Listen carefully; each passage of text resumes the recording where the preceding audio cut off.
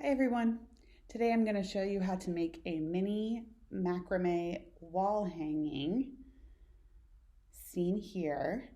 You can maybe make this with supplies that you have at home, but we also have bags of supplies to go. So if you're interested in picking up one of these bags, feel free to call the library and we'll set it out in our curbside to go.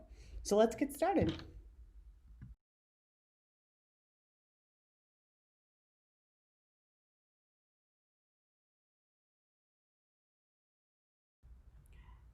Got my materials out.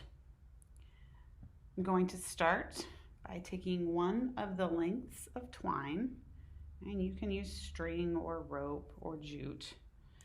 I'm going to use the lark head knot to attach each string, each piece of twine, to the chopstick. So I start by sticking 2 fingers through a loop. I've got my 2 ends even here at the end. I'm going to reach around with my fingers and gently pull through a little bit. So we sort of have a loop here, and you can stick your chopstick right through those 2 loops and pull tight. And you'll see that it's now looped around the chopstick. So I'm going to do this with each additional length of twine.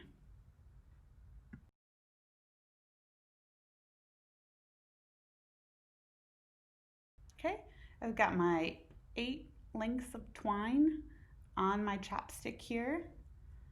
The knots are all facing the same direction. We can work with them to evenly space them as we start doing our square knots. But first thing what we want to do is to tape the chopstick to a flat surface for 2 reasons. One, it will prevent our string from sliding off the end of a chopstick, and it'll also provide a little bit of resistance as we work to tighten the knots we create. Okay, so you can space them out across your chopstick there, tape them down.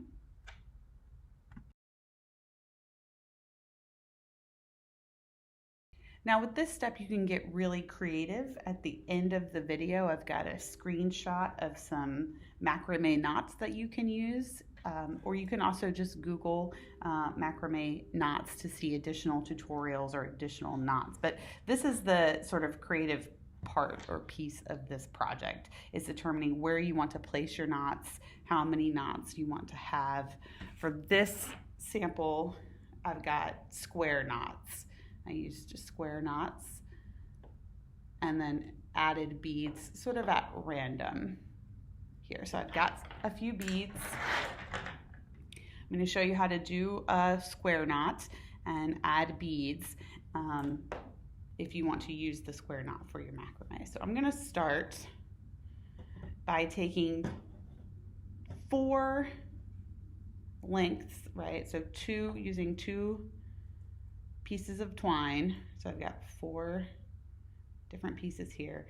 I'm going to split this so that the right piece of my leftmost knot and the left piece of my second leftmost knot are the middle of my square knot. Flop those over there so they're not in the way. And what I want to do is take the piece furthest to the left and sort of make like a number 4 shape over my 2 center pieces of string.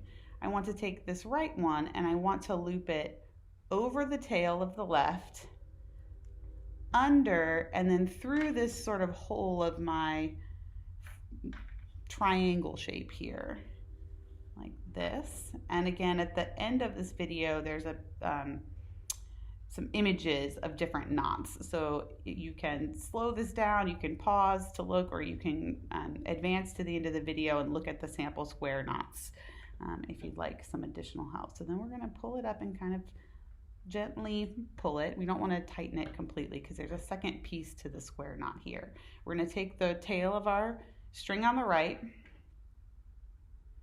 fold it again over the top of the 2 center tails, take the string on the left, over, under, and through. And then we want to pull this.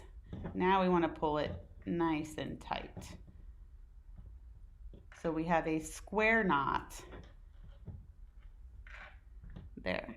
And now for the sample here, what I did is just created alternating square knots throughout the piece. And if you want to, you can take a bead, stick one of the pieces of twine through it, pull it on. And so now we would just continue across the top here, taking 4 tails, placing 2 in the center, doing our square knot over in a triangle shape, over, under, and through. Pull it gently, the same on the other side, right? Make our triangle shape over top of the 2 tails. Our left tail is going to go over our right tail, under our 2 center tails, through our circle or triangle there that we created with our first tail, and then we'll pull it nice and tight. And that is a square knot, and you can keep going and then keep square knotting down to create something that looks like this. Again, none of this is permanent. These knots can be easily undone. So if you want to do some experimenting, try some square knots, try some of the different knots at the end of the video. You can always undo if you want to change the location of a knot or make a knot looser or tighter. That's part of the fun part of making, is the creative experimentation part. Have fun.